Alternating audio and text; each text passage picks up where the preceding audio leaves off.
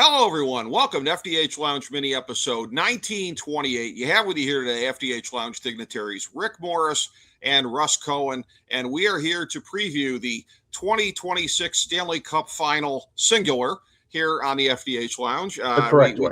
Yeah, exactly. We a couple weeks ago we did the Stanley Cup playoffs preview, and neither of us is going to be accurate as far as the teams that we had picked to make it to this point. And it's going to be Carolina and Vegas. And it's one of these things where I do think that this is something, and you may not enjoy hearing this, Russ Cohen, but given that, and again, the point of comparison is particularly stark in as much as just like the NBA, it all runs on ABC. So it's every night it's going to be one of the two going basically back to back here. And you look at everything from the star power on down with the intrigue with the NBA one this year versus this one here. I mean, it's a thing where, and I've said this before about Vegas, like, I mean, they're a very, very, very good team. And they have some high-end star power, but I've remarked before that like a team in the world's most glamorous city that has the sort of air of like beige wallpaper, they're efficient. They're super efficient. They're not often that exciting. Exciting is not really a word that we would apply to Carolina either. Montreal, had they made it there, I think that would have been intrigue. I mean, you're not only looking at getting the monkey off the back for Canada, but this young Canadians team with all of the young star power, and can they, congeal and get it done a little bit before their time? Ironically, kind of like San Antonio's doing in the NBA. This would be a little less dramatic than that, a little bit less, but still, like, that would have been something. And I really did think Montreal was going to get past Carolina. I was wrong. And this is a thing where I will say also, too, I think it's sort of Exhibit A when I say, hey, NHL, why don't you go back to the conference quarterfinals, like 1 through 8, whatever. Like, no, don't start this. The path that these teams took out of the two divisions. I get it, but it's only now. It's just, yes, there's no question Colorado would be there if they didn't play Minnesota because it took a lot of starch out of them. It gave them a lot of injuries. It was a 5-game series, though, but still, yeah. But it still did. But because, again, you didn't have McKinnon healthy and Makar was hurt for the first two. Yep. But again, if 5 years in the future, it may be completely different and upside down. So by the time they change it, let's say they change it in 3-4 years, it may not mean the same thing because the teams will be different. So I don't buy into it. It is a thing where, again, the whole notion of like, and I'm not saying that what Carolina has done is unimpressive, but like, OMG, they swept the first 2 rounds. That was historical. I'm like, it was Ottawa, and no offense, Philadelphia. No, I get it. It wasn't. Can we slow the roll a little bit here? Yeah, It was not historic. Well, and like, and the same thing too, like with Vegas, they kind of, unlike my Cleveland Cavaliers, they got away with playing with their food, which they did. Let's be honest, against Utah and Anaheim. Utah, an up-and-coming team, but inexperienced. Anaheim, and we'll look at our advanced statistics here in a moment. Anaheim, one of the key, what the hell are they doing here teams in this year's playoffs. They had Quenneville. He pushed the right buttons for a little while. I think it helped. And, some of those vets that they got in previous years pushed them to, and, Cutter Gauthier had a tremendous year. Like, they had some reasons to be there. But it still is a thing where, again, in looking at it, because again, the picks that I was making going throughout the playoffs on Twitter, I had, as did a lot of people, Colorado going past Vegas. Now, again, I think a lot of us at the outset probably didn't know the degree to which the injuries were really going to be. No, I had no idea. And would have made the other pick had I known that, clearly. But it's a thing where even with the injuries, like that sweep is that, I mean, I almost sort of go back to like, what was it, 2018 or whenever it was with Columbus and Tampa Bay. Like there are sweeps that happen that just blow your mind. Oh yeah. And even with the injuries, I'm still like, how the hell did that happen? I just, it's almost unfathomable to me. Like I said, it was like players were rotated in and out based on who's healthy, who's not. And like I said, McKinnon wasn't healthy the whole time, and he couldn't even play more than the power play the last couple of games. So I see why it happened. Sure, yeah, but just watching it play out as it did. I mean, I'm 9 for 14 in the Sirius XM pool, and that's not bad. okay, and I don't remember off the top of my head where I'm at. I'm somewhere in that ballpark. I'm not doing that great, but I'm like 4 from the top points wise, so I still have a chance. right. But it's like, I mean, And there's no money on this pool. This is just for fun. oh, okay. Well, part of it is too, like, even on the ones that I'm getting right, like I had Carolina in the conference finals, but it's like, do I deserve any credit for that? Look at that freaking division. You know what No, I I mean? mean we all picked them. Yeah. We don't get credit for that, We really. should not get, yeah, don't give me any credit for saying Carolina would get that far. And again, I picked, I believe it was Tampa Bay over Colorado in the final. And you did warn me ahead of time that Hedman might not play, I did. and That was what was doing it for me. Like, because I saw what Cooper was doing, the job he was doing, and Kucherov was doing, and to kind of keep it going. But then once I knew he probably wasn't going to play, that was it for me. yeah. And I think ultimately, it was certainly had I know, because I thought it was very, very, very close between them and Montreal in the first round. And if you would have told me ahead of time, Rick, he's not going to play guaranteed, I would have picked Montreal. Yeah, I didn't know guaranteed, so that's yeah. why I think I still picked Tampa. But Mm-hmm. I was getting that feeling midway in, like we're never 1 game in, we're never going to see him. I didn't know that for sure before to clear that up. And when you look at the next round with Montreal and with Buffalo, and that's a thing where, again, I'm gonna bring up here as far as our some are advanced statistics, some are regular statistics, but our 2025-2026 FDH NHL end of regular season breakdown available on the main page at fantasydrafthelp.com. And when you look at it here with Buffalo. And again, they did place in a tie for fourth in the final one here, but going along and like looking at their team statistics and some of the ones individually, it did strike me, and this is why I picked Montreal over them, that like they're a team that was on an incredible heater in the second half of the year, but I didn't really see as much substantive beyond that. The notion that like, OMG, they've broken through. I thought they might be able to with their defense, but then the whole year I was worried about their goaltending, but I kind of went aboard, and then of course their goaltending blew up. So there you go. Yeah, and when you look at this with both of these teams here in the final, goaltending during the year radically different than what it is now, which accounts for part of why they placed where they did. Carolina, of course, and for anybody checking the video version of the show, you'll get to see this as we're discussing it. Carolina tied for fourth on our metric. Vegas was 11th for the regular season numbers, and it is a combination of all of the following metrics. So Carolina, they were third on the final FDH power rankings for the season. Vegas was 12th. Looking at the SRS from Hockey Reference, Carolina third, Vegas 15th. Power play percentage, Carolina fifth, Vegas sixth. I mean, Vegas was a bad regular team before John Tortorella showed up. They weren't bad, but they were underperforming. Yeah. I mean, the numbers don't lie. On penalty kill percentage, Carolina was 10th in the league this year. Vegas was actually 8th. They were slightly better on that. The Fenwick 4 percentage, Carolina led the league. That is not a surprise. They're sort of an analytics darling.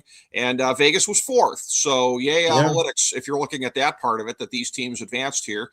You've got in shot percentage, Carolina 16th, Vegas 17th. Save percentage, again, this is where there's a lot of noise in the numbers with the regular season goaltending. Carolina 26th, Vegas also in a tie for 26th. Well, to be fair, though, Carolina was using a different goalie, Brandon Bussey, and Carter Hart did not start the season off well, and I'm not sure he was good until Torts got there. So there's that too. That's the noise in the numbers right there. Goals scored, Carolina 2nd and Vegas 15th. Goals against, Carolina 8th, Vegas 12th. Well, so I'm seeing the other noise there in my head is I see your Detroit at 17, and they're going to trade Sebastian Kosa. Like that, you could take that to the bank. He's getting traded. They gonna? Okay. All right. Well, they've got him on the 15-year plan to reach the big leagues, so I can see that. Somebody else will accelerate that greatly. Trust me. By the way, credit here, and for anybody that I'm highlighting yet again for anybody looking at the video, but on the final metrics, they came out 17th, 18th on the FDH power rankings. So everybody out there can miss me with the bias from Rick Morris here.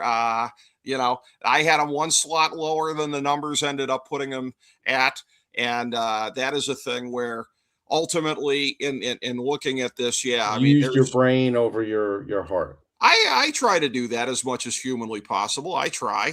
And that is a thing where you do until I talk about the Cavs, then you kind of have that bitter beer face on.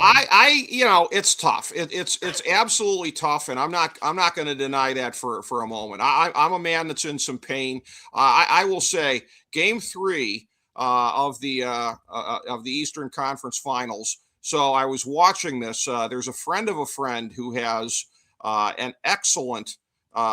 It is an absolutely amazing. It's like a sports bar in his basement. You would not believe this place. And so I'm down and why he's got screens all over the place. So when the game starts getting away, I'm trying to escape the screens. There's like arcade video games everywhere. I go in the next room to play an arcade video game. And the guy helpfully comes in like, oh, hey, we turn the game on here for you. I'm like, oh, thank you, Ted. But then, like at the end of the night, I'm watching the end of I think it was Montreal and Carolina that were playing that night, and I'm sitting there on the couch. I'm just sitting there quietly watching, and he comes over and he goes, look at Rick. Rick is dealing with this so well. Look at how calm he is. And I said to him, you are making the understandable mistake of mistaking calm for being dead inside. I said, I feel dead inside right now. I just yeah. I mean, that's where I was in that moment. Like, I love my Cavs, damn it. Hey, listen, I felt that way back when I cared about the Knicks when they lost to the Rockets, right? So yeah, I get it. But I will say this, you know, I do a FanDuel spot for Locked On Flyers. I picked the Knicks not because I grew up a fan, because the NBA doesn't really mean anything to me now. I just think they might win. But I will say this. I did see the 73 team. Obviously, I am old enough for that. I saw the 69 team. But for 73, I was 10. That was more in my wheelhouse. I think my dad took us to at least 2 games at the Garden that year.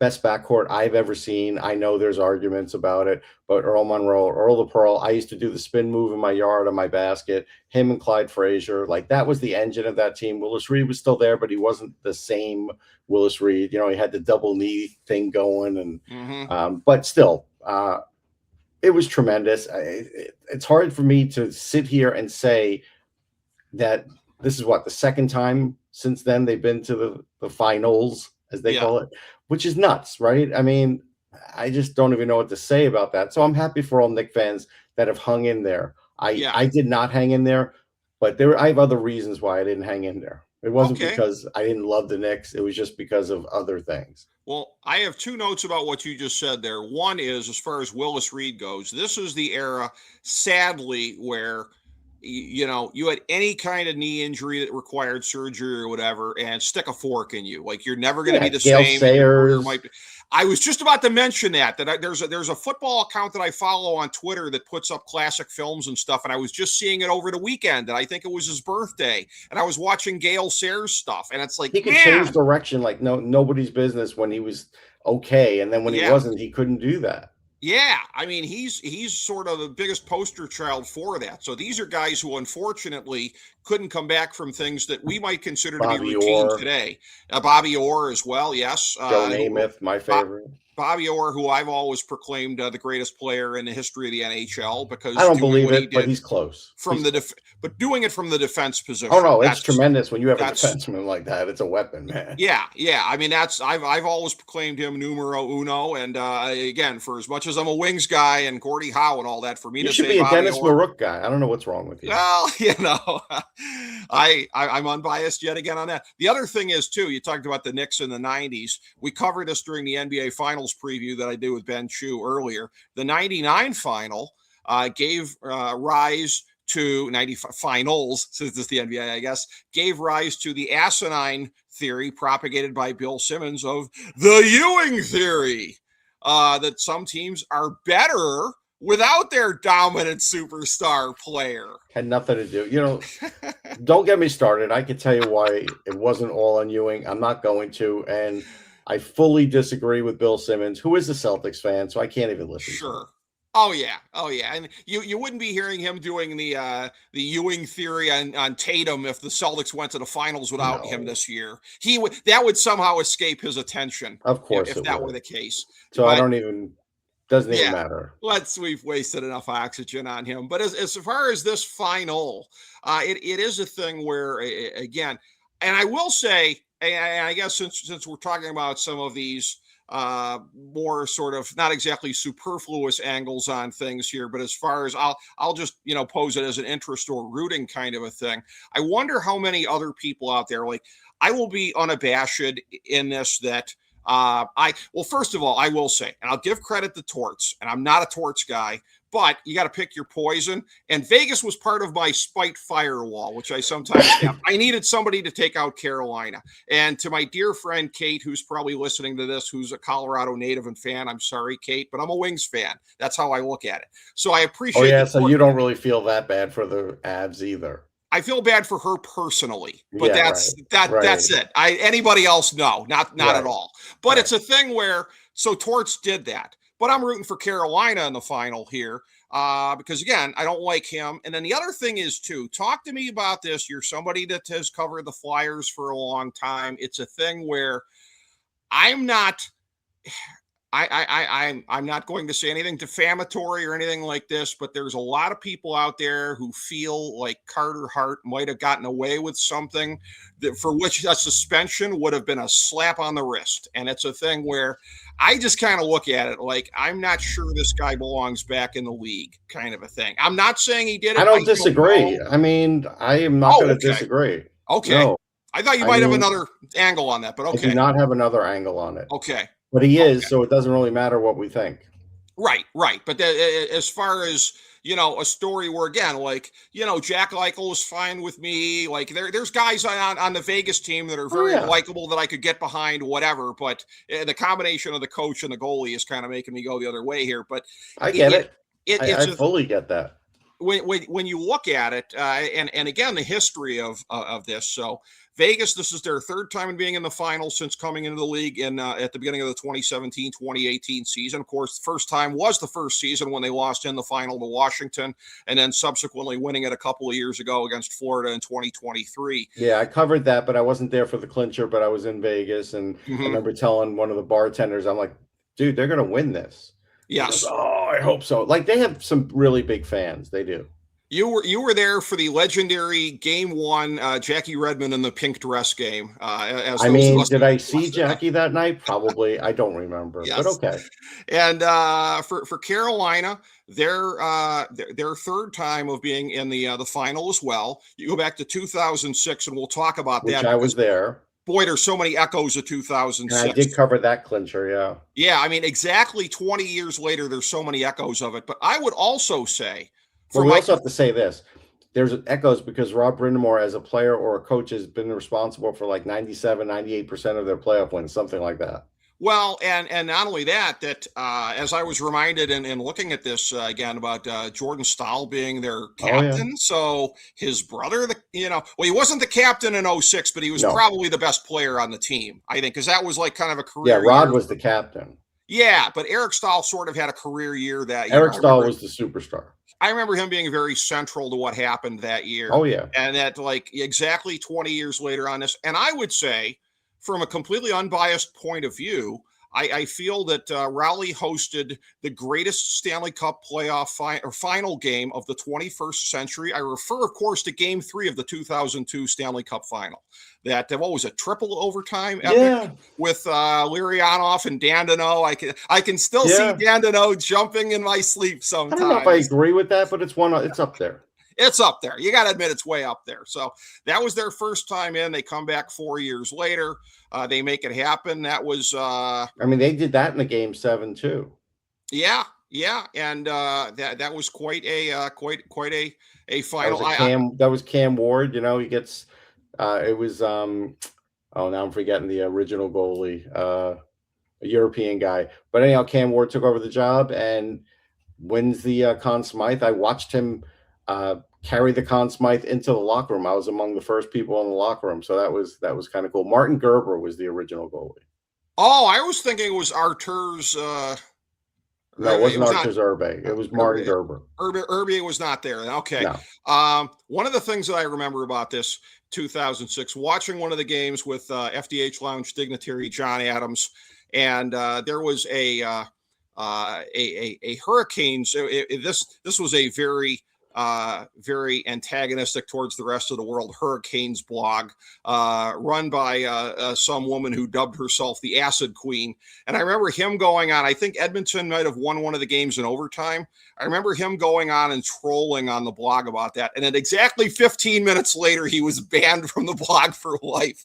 So, I have that memory in my head. That was quite a final. That one went back and forth. It did. That was, and that one, I think, and that was, I remember that also too. And by the way, that was when the Ric Flair Woo was in the league. They brought it in the league that year. I interviewed Ric Flair about it, and now everybody copies it. Devils copy it. A bunch of teams copy it. And not exactly a hot take to mention that, like, Rick sort of attaches himself to whatever team might be going for a championship in whatever sport. But yeah, there is that angle on it as well. And yeah, when you know, so Carolina they've been trying to get back, you know, for this entire period of time, and falling short until they didn't. Yeah, and they've been right on the doorstep the last couple of years. They've been one of the teams that's been right in the mix the last few years. Really, the same thing with Vegas. Vegas has always been in the mix, even in the years when they haven't made the final. And so, if you were to say at any point in probably the last 3 or 4 years, it's going to be Carolina and Vegas at the end. You'd have a lot of people saying that's not necessarily the combo I would have picked, but I can totally see that. They're not coming out of nowhere. They're both established entities. They're both in divisions. Yeah, this is the first time I picked Carolina to actually do it in those times because, you know what, they played the Rangers. Like some of those other teams, I picked the other teams. Why did I pick the other teams? Because Freddie Anderson. But this year, Freddie Anderson has outkicked anything he's ever done. Yes, I mean, and that's where again, much like Cam Ward, they're hoping that this is going to be the kind of career year that basically. Except Cam was a rookie, but other than that, yes. Yeah. I mean, that part of it is true. So the point of comparison only goes so far on that one. Yeah. But when you look at it and the way that the team was put together, really both teams, the biggest commonality that I would say is that they had both come up short the last couple of years, really Vegas ever since they'd won it all in 2023. And so they go out in the offseason and they make the move that everybody had rumored for such a long period of time. They get Mitch Marner, much like they did a couple of years ago with Eichel to be that. But Eichel was a lot riskier. Like they took a risk. Because of the neck situation, yes. But the artificial disc in his neck, But the same thing as far as like high end talent, because they're two. Mm-hmm. I don't think it's controversial at all to say they're the two most skilled players in the final. No, I mean, I would put Svechnikov next. I think, but yeah, I think those two they're 1 and 2 in the scoring. Yeah, so no big surprise there. If you're a Toronto fan and you don't want to believe it, then don't watch the episode. But it's true. Yeah, and the Toronto fans might be wanting to hide their eyes here. Oh no, they're doing worse than that. They're just flat out rooting against Mitch, hurling insults, whatever. And it's like, okay, but you know he might win the Conn Smythe if this happens. Well, in other words, Leafs fans are handling this with their usual amount of class and aplomb when adversity hits them. Well, I'll say that, but it really Carolina the same thing, and again. Star power, just not quite on the level of a Mitch Marner, but you go out and you get Nick Ehlers in the offseason. Yeah, Ehlers has been massive for him. Yep. Mm-hmm. You know, again, they've got Svechnikov, they've got Aho. Those are big guys. Yes. So they are a team effort. There's no question about it. And I think it's one of those situations where it's like that defense first. But guys like Seth Jarvis, you know, he's a 30-goal scorer every year. Mm-hmm. They do kick in. And Taylor Hall is kind of, Yeah, rounded back. That's crazy. Like Taylor Hall in 2026 is becoming a thing. Like I did not have that on my 2026 bingo card, Russ Cohen. It's a big thing. And so, yeah, I mean, they're a dangerous team. They'll outshoot you. They're going to outshoot Vegas. But, and they'll be faster than Vegas. Yeah. Things slow down a little in the playoffs, but not so much with Carolina. But there are some things Vegas can do to cause real problems. Is it going to be hugely, and by hugely, I'm going to say overwhelmingly determinative in these games who scores first? Because both teams, you don't think so? Okay. No, I think it has been when Carolina scored first. Let me tell you. I know. Okay. But the thing is, Vegas has done a good job of coming back in games. Dorofoyev has 10 goals, and he's a guy that scores dirty goals. Brett Howden has 10 goals, and he has also scored some clutch goals. Carlson's back, and he's been big for them, especially on defense, being a great defensive forward. So I think if you're trying to shut down Marner and Eichel, you'll be able to maybe shut down Marner, but you're not going to be able to shut down both of them. And they have a lot of supporting. Hurdle's starting to wake up a little bit. He was a little long in the tooth. Mark Stone's back in there now. Again, how did I know the Montreal series was over? When Mark Stone got behind the defense, that's when I knew it was over. Yeah. Well, because he's not fast. No, that is absolutely the case.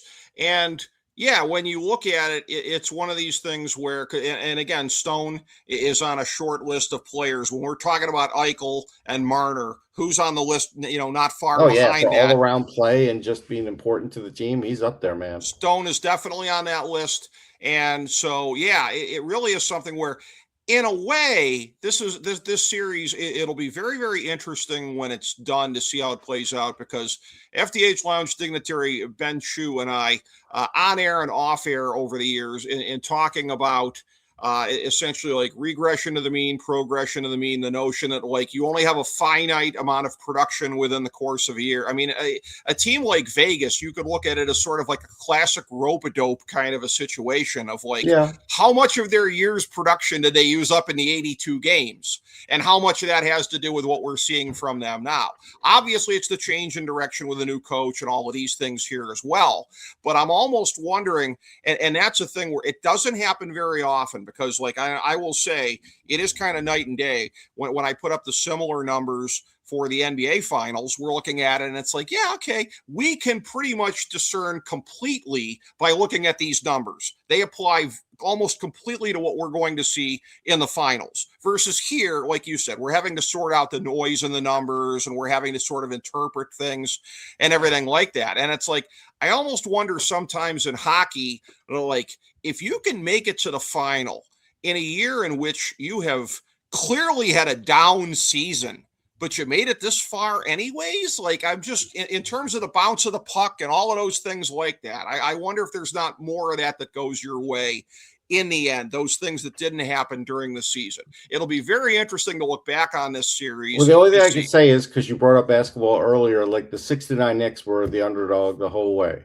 And you would have come up, Rick Morris would have come up on the stats back then, and you would have been like, there's no way the Knicks are winning. Like you would have looked at the stats and say, they can't do this. Sure. Kind of, this is where they're going to hit the brick wall in the finals, and they did.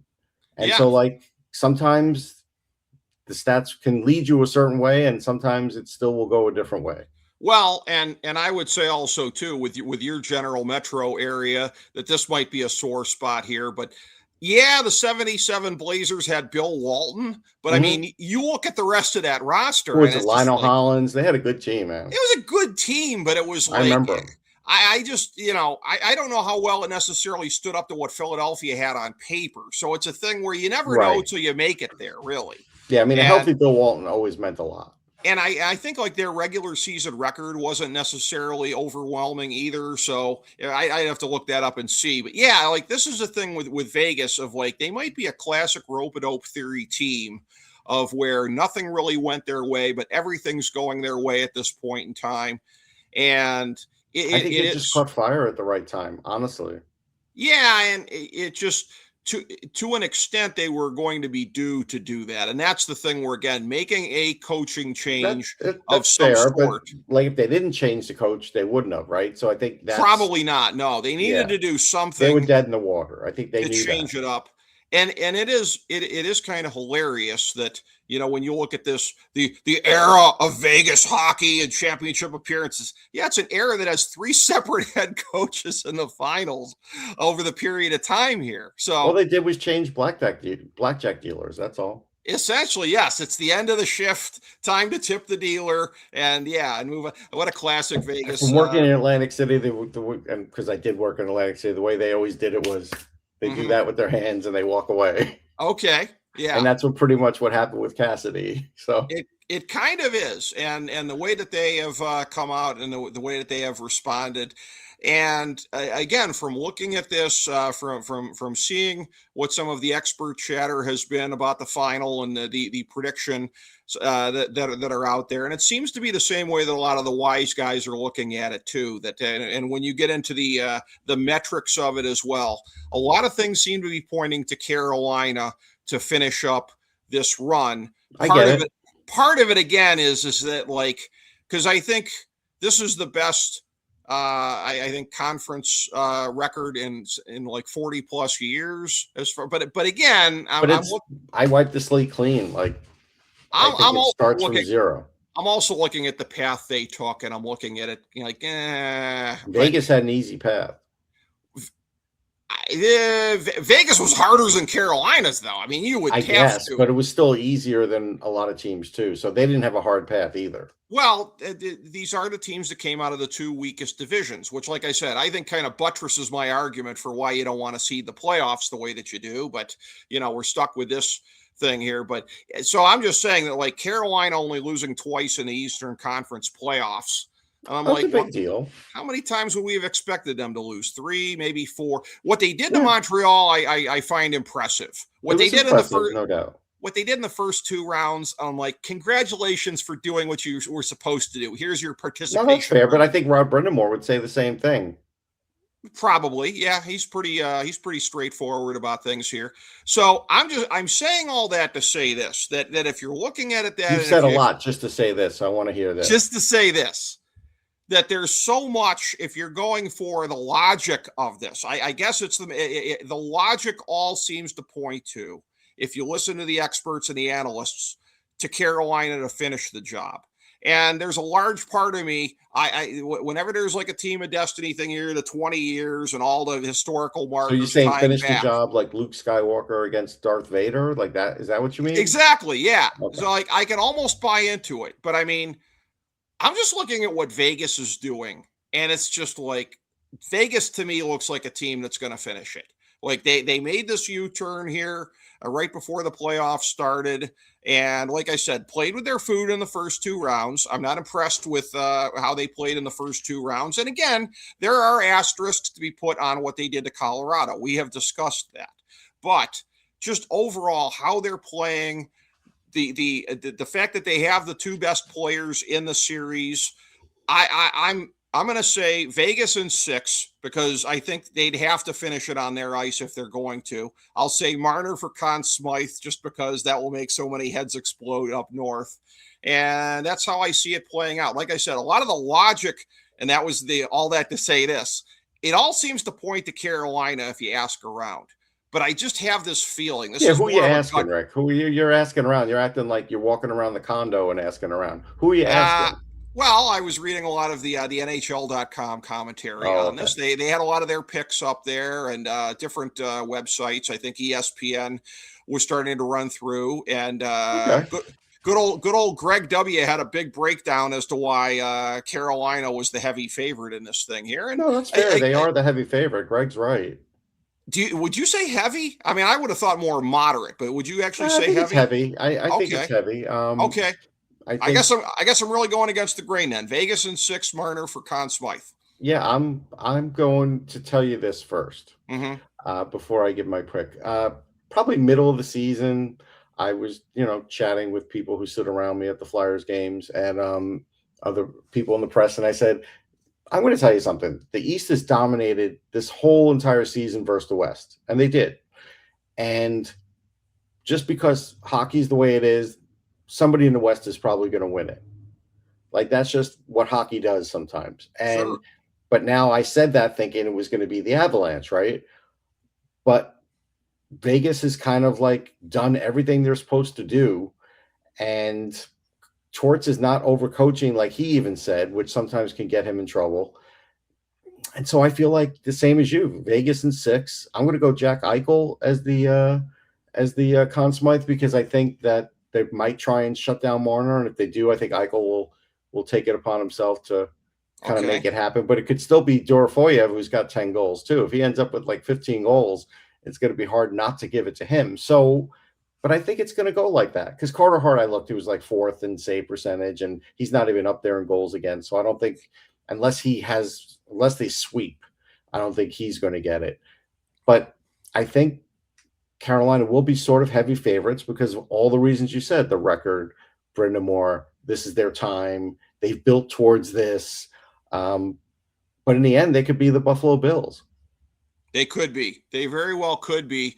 And this is a thing where, again, for Eichel, if they win, whether or not he takes the Conn Smythe, I believe he would join Ken Morrow, 1980 Miracle on Ice team, USA gold medalist in the same year as lifting the Stanley Cup. So that's got to be a huge motivating factor. Now, I asked you this I'm sure a lot of motivating factors, but I'm sure it's in there. Yeah, it's a unique place in history. And if he's able to do something like this, and I asked you this question a couple of years ago when they won the Cup in 2023, right. Eichel famously second in the draft that year behind McDavid. Right. Like, if he lifts another one and he's a USA gold medalist, is it a Marino, Montana situation? No. One guy's got the numbers, one guy's got the glory. No. McDavid's still a level above him. I mean, Eichel's top 5, top 10, but McDavid is literally on his own plateau right now.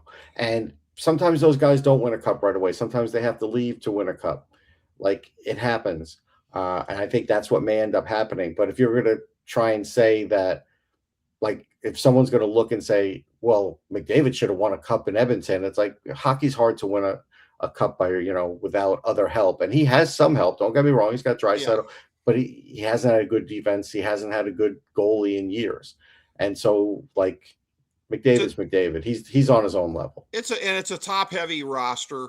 It is. And you've had over the years, Nugent Hopkins and Bouchard, and you've had some other prime pieces. But that's and I will say too, just to tease towards the end of June here, when we have up Pro Hockey Draftology 2026. We're going to the combine this up next week. I'm there in Buffalo again. There you go. And then I'll be at the draft in Buffalo again. Well, and I had a column in there last year, and I'll be updating it for this year and there after the final, that we are in sort of an unprecedented moment in hockey history, because there's never been anybody as great as McDavid that never won a cup. Arguably Draisaitl also. And you go down the list here too, that like the Marcel Dionne's one of the great guys to never win a cup. He's pretty high up there. Well, McDavid's probably ahead of him. Draisaitl might or might not be. Draisaitl's ahead of him too, I think, but not by a lot. Probably. You start to drop down a little bit, but Kaprizov is another guy where it's like when he gets, so it's starting to get a little bit jarring at this generation. I mean, it happens. It's happened in baseball. Like, Barry Bonds never won a title. I mean, it happens. Yeah. Ernie Banks never won a title. I mean, it happens. True, just not in hockey as much. So that's what makes it interesting to see. Well, I don't know how Ernie Banks was in hockey. No, I get what you're saying. Yeah, the progression going forward the next couple Tom of years. Glavine was good at hockey. I know that. Yeah. Well, there's a lot that have been great in hockey, and not as good as Kirk McCaskill. Look him up. No, Kirk McCaskill was really, really good. I mean, he's a good pitcher. But in the AHL, I think he had a 25 goal season or something. He was pretty good. Okay. Yeah, he played for the Jets. I'll pull it up while you're doing this. So he was sort of like a Timu Jim Thorpe, is what you're saying. Yeah. Okay. I can ride with that. So that is he played for the Sherbrooke Jets. Oh, he had 10 goals. He had 22 points in 78 games. Not bad. Okay. He did have a 50-point year, though, at the University of Vermont as a hockey player. Like, that's back then, 51 points in 32 games That's pretty was good, cooking. man. It's pretty good. Wheel snipe Selly. That's pretty good. So, but he was a better pitcher. Yeah. Well, that there's guys. I mean, you may not feel that way because he beat the American League teams, but well, no, I wouldn't necessarily disagree with that. okay. He had his moments. I think we would probably put it that way. So, and I may be coming your way if I'll let you know if I do to Jacobs Field in August. We'll see. Oh, interesting. Well, as I celebrate in the month of August, becoming the second longest prez of this here association where I live, maybe we can co-celebrate the occasion here. So that will be something to look forward to. So I'll bring Shedeur Sanders. We'll have a good time. Yeah, well, we'll have him bring if one. He still has a job by then. Listen, if he can't beat the massage guy for the starting job, he is truly hopeless. I mean, he's down on the depth chart. I mean, they're down on him. Yeah. Well, Todd Monken, quarterback genius, ladies and gentlemen. He's about to elevate Deshaun Watson to the number one spot. No, I don't know if he's doing that. We'll see about that. Well, I mean, as of right now, that would appear to be the case. Okay. So without So thankfully the Browns have deadened that part of me that gives a crap about what they do in recent years. So, but unfortunately, my 1A team is the Dolphins, who are in for a rough couple of years, much like your Jets. Listen, the Dolphins and Jets. I mean, again, it goes back to when I was like 9 and 10 years old, when they were really good. Dolphins. Obviously, I watched their immaculate season. Their undefeated season. That's right. Perfect team. But a guy from my high school, Ray Langford, played on the Marino Super Bowl team that lost. He really? So he was from Farmington High School. But again, I was no Dan Marino fan. I wouldn't even serve him in a restaurant. He came in. I told one of my servers, go serve Dan Marino and don't screw it up because I don't want to talk to him. So, well, there you go. Combined number of wins between our teams this year, I'm putting at 7. You guys will get the quarterback you want next year. We're not getting 7 wins. The Jets are not getting 7 wins. No, combined. You're going to get 3. We're going to get 4. Oh, yes. Yeah. Okay. That's thankfully, I don't think the Dolphins will be in the quarterback sweepstakes next year. I believe Malik Willis is the guy. I am overjoyed they went out and got him in the off season. But what he's going to have to work with is approximately squat. So It's going to be a tough period of time, but it's going to be a great period of time watching. It's not Ray Langford. Oh no, this says Ryan. Sorry, go ahead, keep talking. I was gonna say Ray Langford is a name I know as like a guy who I was never able to get on one of my fantasy baseball teams, but always wanted to. So I remember thinking there when you were saying that he had a namesake that played for the Dolphins. I didn't remember that being the case. Well, I mean, actually, so 2 Farmingdale High School players played for the Dolphins. Ron Heller was one that I knew, and he played for the Eagles, and I think he was also there with the Dolphins with Marino. Okay. But, Paul Langford. Sorry. Paul Langford. Okay. Paul Langford. Right. Yeah, he was a Farmingdale High School guy, so I remember him. Okay. He was there when my brother was there. Okay. My brother's older, so yeah. Okay. So a couple guys and 1 Dolphin, and well, actually no, 2 because Ron Heller. So, but the Dolphins, I don't know, man. I think their coach stinks. That's all. Well, you're already down on him. He hasn't coached a game yet. Your former coach stinks. Sorry. Oh, no, I don't believe that. I honestly don't believe that. I think he's an offensive genius. I think he's going to go somewhere and really turn it around. And to be honest with you, the Chargers are sort of my early AFC favorite at this point, in large part because of what he's going to do with the offense this year. So I part company with you on Mike McDaniel. I think Mike McDaniel's a weirdo, man. I don't think he's any good. He's got the beautiful mind though, Russ Cohen. He does. Does he really? I don't know. Yeah. He's the man. The man really knows his football. He was handy. Chris Greer is like the worst general manager this side of anybody the Browns have ever. I mean, everybody told me Adam Gase was this offensive genius. Was he? No, he was another bad coach. And I think he just got a job recently, but hasn't had one for a while. Whoever said Adam Gase was a genius? Everybody knew that he got his job based purely on the fact that he was able to put the right amount of cinnamon in Peyton Manning's cappuccino in Denver. Yeah, that was the extent of the responsibilities. Peyton Manning Well, lied to the Jets and said how good he was, and everybody believed it. So these are the grudges that you hang on to, right? Because like I can tell you Peyton that Manning, yeah, that's a big grudge because there's no question the Jets beat him 30-0 in the playoffs. There's no question that was his revenge on the Jets. No I can question about it. Helping a I, buddy out.